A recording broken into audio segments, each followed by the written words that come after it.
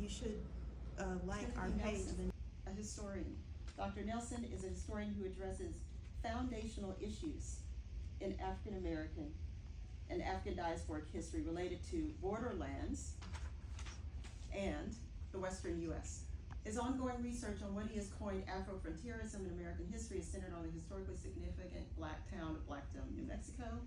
And Dr. Nelson's recent book, Blacktown, New Mexico, The Significance of the Afro-Frontier, 1900 to 1930, provides the most in-depth research on Blacktown, New Mexico today. He holds a bachelor's I don't degree from know. New Mexico State University and master's I think degree they were in coming history out from this. the University of Northern Iowa, and a Ph.D. from the University of Texas at El Paso. He served as an officer in the U.S. Army and is a proud charter member of Phi Beta Sigma. Our next speaker will be LaBarbara James Wigfall. She's an associate professor at Kansas State University. She has 10 years of private practice in Texas and faculty appointments and fellowships at Howard, University of Texas, University of California, Berkeley, University of Arkansas at Fayetteville. She's the first African-American female faculty member to receive tenure and promotion at Kansas State in 1997. Her research on African-American communities acknowledges the dynamic role and service cultural landscapes have performed in our nation's history. She expanded the scholarly work in Africa, identifying environmental patterns that may explain African-American antecedents. Dr. Ashley Adams is the Blacktown and federally designated site, Nicodemus, Kansas.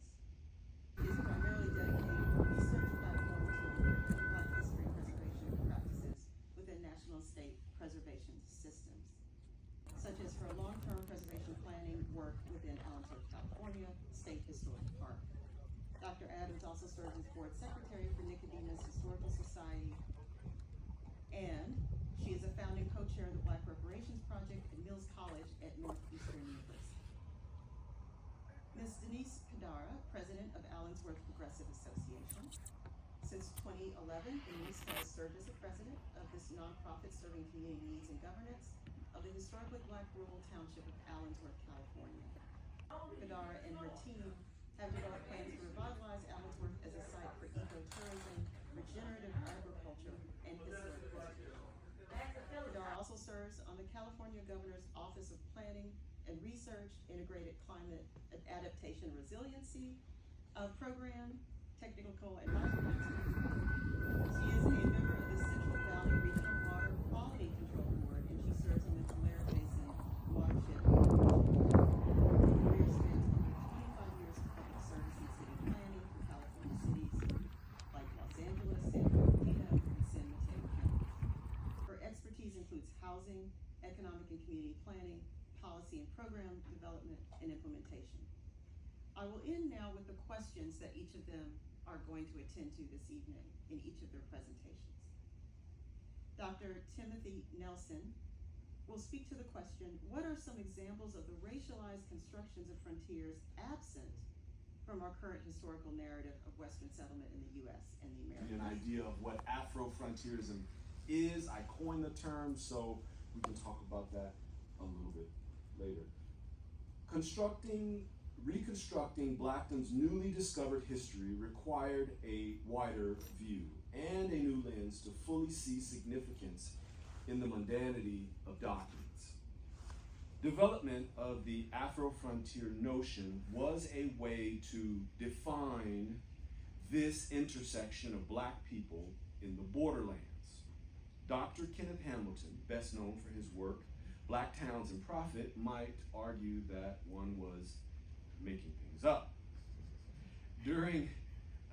Dr. Hamilton made a similar remark in reference to the new ways of doing history, using theory and frameworks to reimagine. Between sessions at the 2019 Western History Association Conference, I asked Dr. Hamilton how he saw the profit motive in the development of Black towns when others couldn't. He said it was in the documents. Blacktown Oil Company was in the documents. Intentionally or unintentionally, popular historical frameworks, theories, and narratives purport that Black people in general, and the town of Blacktown specifically, had little capacity or ability to construct an oil-producing town during the Roaring Twenties and the Harlem Renaissance. To augment the lack of imagination about black folks in general and black towns specifically, this study adopts the Black colonization continuum framework to highlight the long-held impulse of African descendants to migrate and colonize as part of their hustle, going all the way back to Nubia.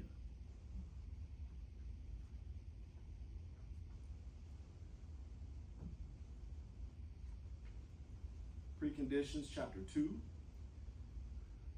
New Mexico borderlands. New Mexico borderlands and the birth of blackdom. At the turn of the 20th century, black folks' excogitation of a black domain in frontier space evolved from an adequate set of circumstances to produce Afrotopia in Chavez County. Blackdomites believed that God, citizen conditions, collective knowledge, land, and labor were enough to start their autonomy project. New Mexico was a U.S. territory and local jurisdictions were restricted from full enforcement of Jim Crow laws. Also, while the black population was minuscule, their occupation of indigenous lands was useful to colonization efforts in the borderlands. Black folks understood the American blackness condition in the territory was enhanced by self-segregation. The Blackton Townsite Company was part of the scheme to harness black power at the intersection of black ministers, black military personnel, and black Freemasons.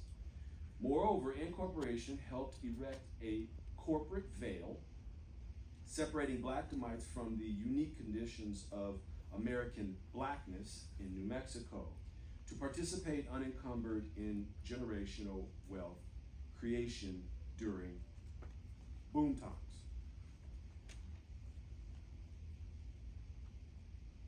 I just wanted to fast forward to this part. This is my favorite. So, Chapter 4, Afrotopia. Blackdom, Du Bois, and descent into Afrotopia. Now notice I said it ascended into Afrotopia. We can talk about that a little bit later. The Afrotopia referred to in this chapter, the first of 3 parts, begins in a state of surrealism influenced by the omnipresence of W.E.B. Du Bois's 1903, The Souls of Black Folk, and a July 1920 letter written to him from Ruth Loomis Skeen, a white woman. She happened to live 20 miles south of Blackdom at the start of Blackdom's transition during the Harlem Renaissance.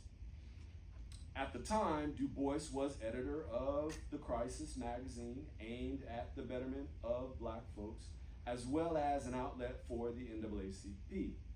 Blackdom, an Afrotopic paradigm, was officially platted as a town in May 1920 and further matured as an investment that included oil royalties.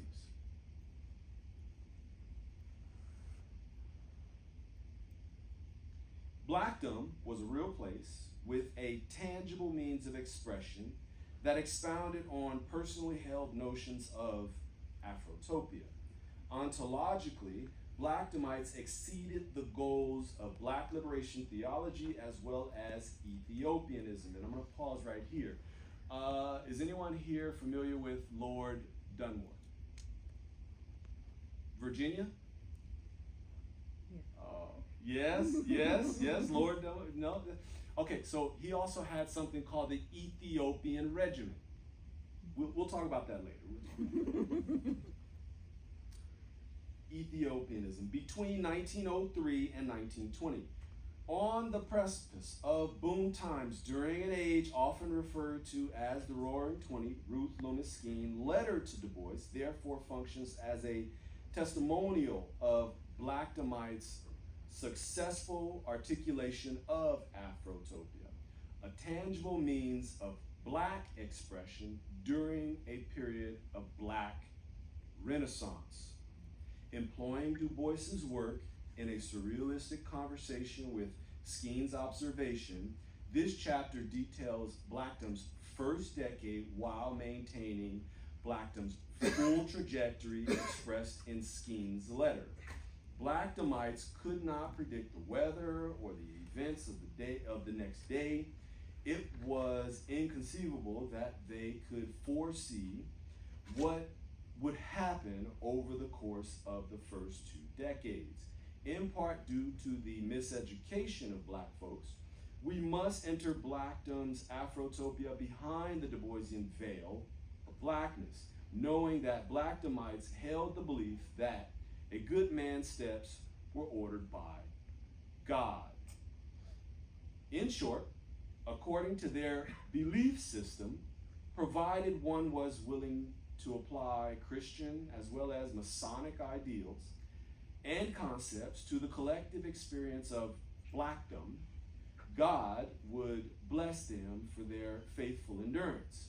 Without knowing the future, Blackdomites assumed success was inevitable. After the trials and tragedy of desert homesteading, guaranteed by God's promise. In the borderlands, Blackdomites had faith in divine sovereignty that was sure to come. Now, one more minute? Okay, so now I'm going to read the letter from Ruth Lubin Skene. I probably won't get through all of it because it's more than 1 minute, but we'll go for it. Okay, so she wrote to Du Bois, I have greatly enjoyed the sample copy of The Crisis, and if you will send me 2 or 3 copies of the Brownie book, a literary, I'm going to skip on to what she says about Blackdom.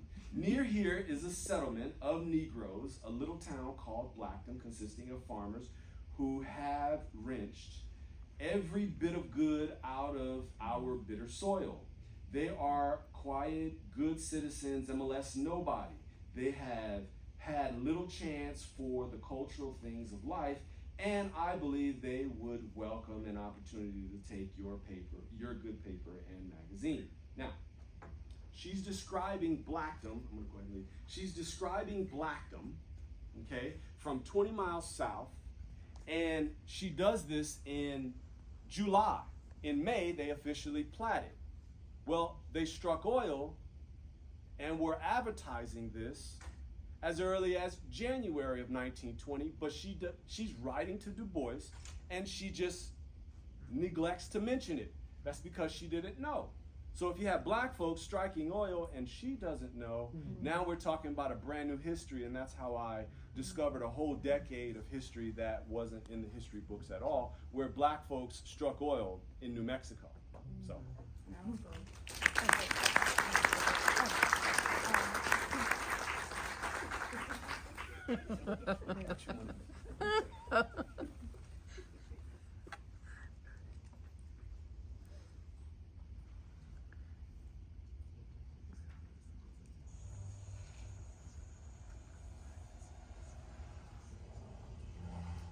I've met people, and I talk about Nicodemus. Oh, I've heard about Nicodemus. I mean, Professor Wigfall will speak to the question, how do we best document and preserve the disappearing Black towns and landscapes? For example, and that's to talk about alley dwellings. I don't know how many of you are aware of alley dwellings. Alley dwellings, of course, with African Americans, especially in DC, were established because they settled trying to get past the Mason-Dixon line at the time of emancipation. So many of them had some kind of sickness, and they were at the foot of the Capitol.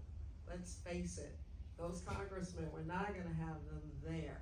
So they took them out past the Potomac to give them some country fresh air was the answer, to help them become healthy. And where did they take them? They took them to one of the forts in Alexandria. That fort, by the way, is Arlington National Cemetery. And the issue is that during that time, they occupied that land. They actually formed the circulation route that is now at Arlington National Cemetery. On top of that, their cemetery is embedded within Arlington National Cemetery.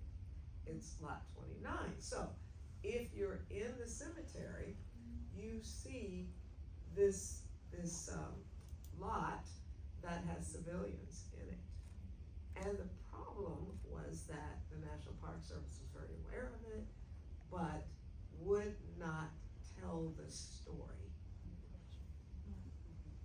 They were, and I'm gonna use it in this audience, they were shamed into finally putting it into a book that their superintendents could distribute. So, the point is that like Nicodemus and Charles Lindbergh, another story where these communities are very much attached to the mainstream of America, but never is that told. Arlington National Cemetery is one that holds the essence of that black settlement, and the Pentagon, the Army Annex was also places where there were African American settlements around that particular site. So again, it's about context, it's about motivation, and it's about plain old tenacity to survive. And those things, when we talk about German communities, I'm in Kansas, I researched those too, there's a difference. There's clearly a difference. People will move on instead of maintain and hold on to their property. And last, I will say this, as long as I've been working with Nicodemus since 70 something, when I said to them I wanted to buy land in the town site, on the town side, they looked at me like I was crazy and said, "You're not a descendant. You don't get that privilege." And I'm saying, wait a minute, I've been with you as family. No, you can buy land in the township, but you are not a descendant. There is that total understanding of land and ancestry in those communities. It does not exist in that way in other communities. So I'm gonna stop for a minute. Dr. Ashley Adams, what does just preservation planning look like in the Black West? Nicodemus Historical Society and the Nicodemus National Historic Site. So that's where this came from. And it tells the story about the Potawatomi because, so the Nicodemus folks, most of them came from Kentucky, and during their first winter there, they really struggled because the food was scarce, the water was not close by. They lived in caves. It was very primitive, and it was not what they had expected coming from Kentucky, the land of trees and the greenery. They thought it was gonna be like that when they got to Nicodemus, and it wasn't. It was a huge letdown. They even tried to harm and hurt the white man that had convinced them to come there. He had to escape out of town. And so it was, you know, just if you can imagine living in a cave with bugs and snakes coming out the wall, nobody wants to live like that. And so the Potawatomi story, though, is that they helped them by providing them with food for that first winter and teaching them, you know, some of their practices in terms of building, you know, better dwellings and things like that. And so, And Denise Kadara, what can Western Black towns teach educators and practitioners about the impacts of climate change and migration on governance, infrastructure, and land conservation? And with that, I welcome all of our guests. And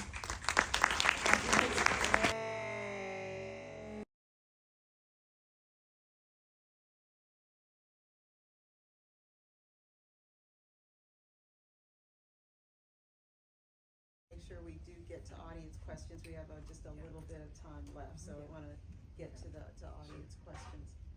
So I know we have someone with a mic. Is there she has a question? Raise your hand and she will come and attend to you.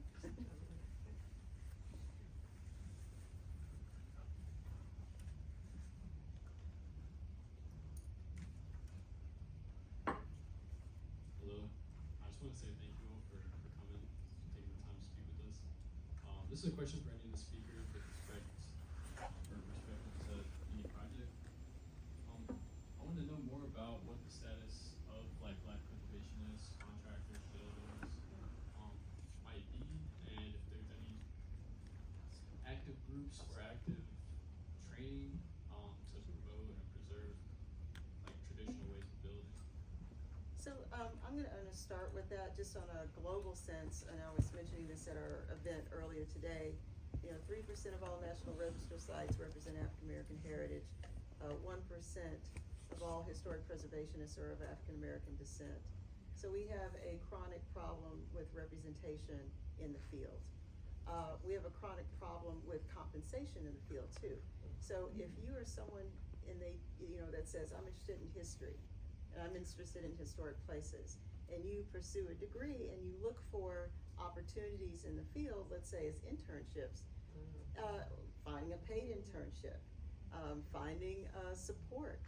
A lot of the most plum internships are going to people who could afford to work for nothing, right? And so the types of people that can afford to work for nothing, well, if we're incentivizing that, then we keep having the same people in the field. So that's the systemic racism and discrimination that's built into the structure of historic preservation that we desperately need to address. In terms of practices and trades, we do have really great initiatives that are springing up out of the National Trust for Historic Preservation that are working on how do we propagate not just the idea that you have to become a historic preservationist, but that some of these practices around how to maintain masonry or certain conservation practices that are part of various diverse communities, how are we making sure people continue to learn those things? So we have small investments that are starting in those areas that need to become much larger. And I know you want to speak to that. No, I think that you covered it. The only thing that I would add is just as a university and as an institution of higher education, thinking about what you can do, in the department you're in the area and fields you study is really, learn about the representation in your field, in terms of outlook, and whether you're a student, faculty, either way, especially as a student, if it's, a field that you wanna go into, you really should know that. You should learn about what the outlook is in terms of representation, and what that means for you. And there are, things coming out of historic trusts like the HBCU. I know they have the HBCU training program, but there's still so much more that needs to be done. The problem is, systemic, and it's connected to so many things. And I always tell folks to just think about your positionality, where you are and where you fit in this issue, and what you can do from where you are. And that doesn't make it seem so big. Cool. I'll make one real quick comment, but in case there's someone else out there. Every once in a while, the Park Service will do a competition. And within that competition, when we did that one in 2016 or so, they also attached to that an internship in the location of the parks that they were doing the competition. So we did have a student out there for the summer. The problem with that is those students generally who do the competition are mainly in white institutions. And that makes it difficult for our African American students to somehow be engaged in learning that history and being a part of decision making in the field. But HABS, HAIR, and a number of other groups, programs do have opportunities for students to be in the field and to learn how to do cultural landscape work. You have a question down here?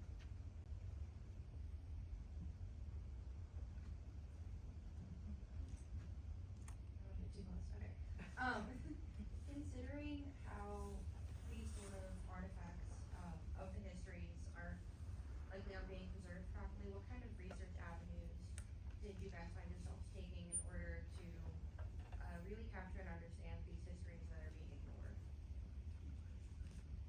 I had to develop a whole new way of looking at history completely when you talk about blacks in the West, black cowboys, and that kind of thing. That's where, if you want to see how I've developed it, you can Google Afro Frontier.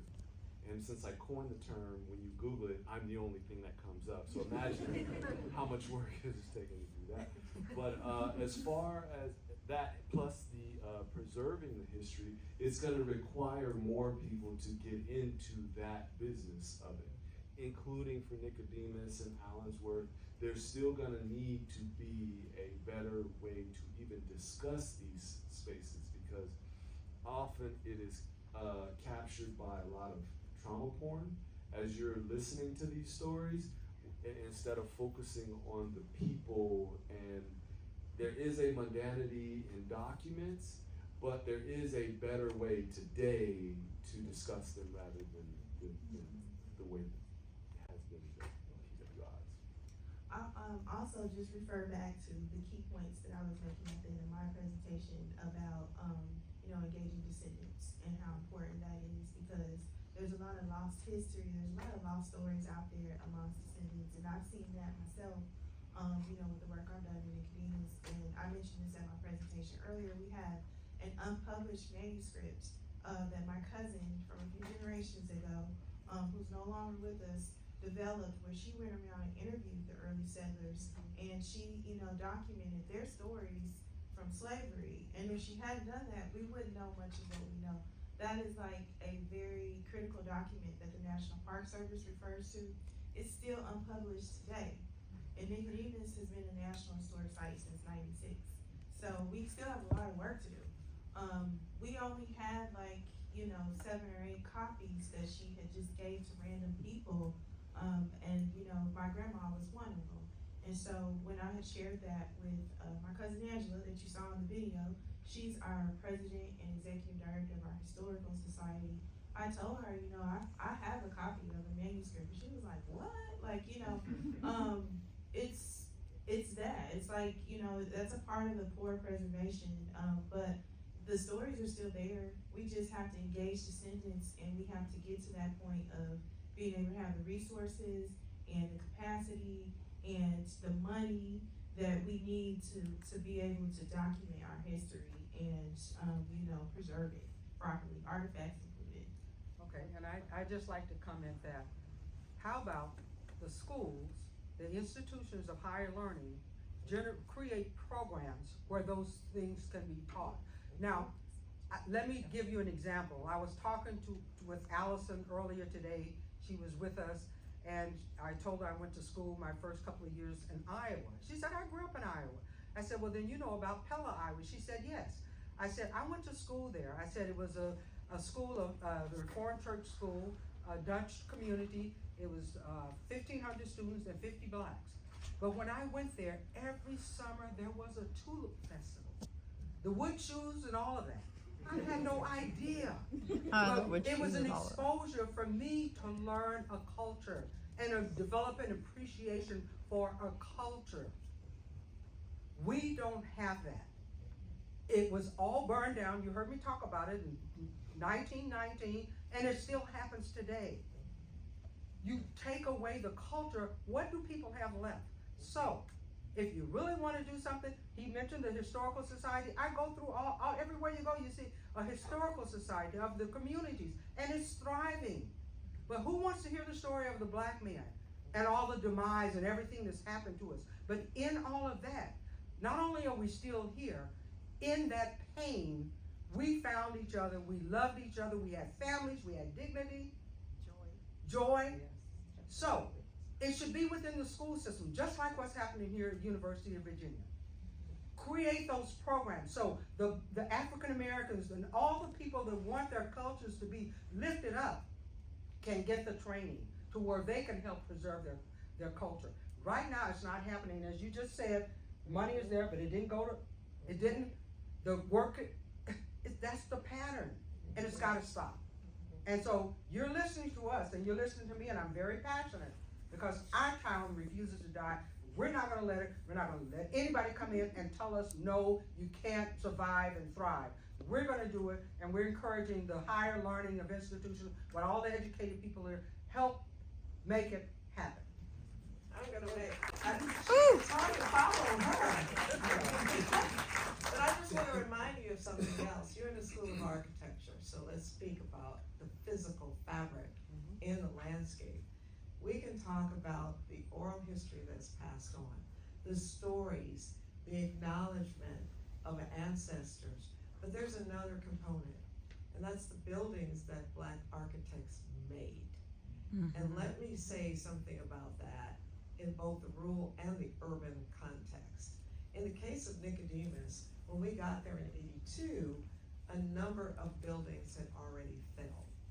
And those buildings had been on the endangered properties list for 11 years before we got out there to the site. That's number one. But in urban context, a lot of times we know that real estate values determine whether something stands or not. Yeah. So, we can't say, and as a preservationist, I started in that area, we can't save everything. You know, I'm not happy that all the, what do you call it, the George Washington mansions and all that are still standing. But we can do all we can to try to bring forth the value of those structures that are not George Washington stories, but are stories of culture, and yet we can't save them all.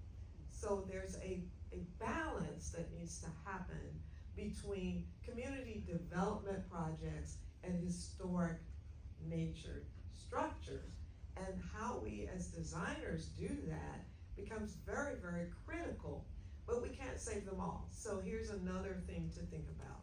We were able in Houston to get a contractor to let us come into the building and remove doorknobs and elements in the building that could be part of exhibit when the building is torn down. You know, we couldn't do anything about it, but we could save remnants of it that also become storytelling in another setting. So don't give up if you can't save everything. There are other ways to then make that part of a long story impact on people by having the physical fabric, and if nothing else, videotape it with some narration that tells the story. So that's a perfect point for us to end. We're a little over time, but I want to thank all of our guests, and I want to thank all of you. And we have an opportunity for you to see another interpretation of historic Black places. We ask you to join us on the second floor at the gallery, the wall, where we have a display of photography of historic Black places, which include places throughout Texas, where I've done a lot of my research with historic Black settlements for the past 9 years, as well as with historic settlements in Nova Scotia and Virginia. And I look forward to chatting with all of you up there around the exhibit as we have refreshments. And I thank you so, so much for coming. Thank you.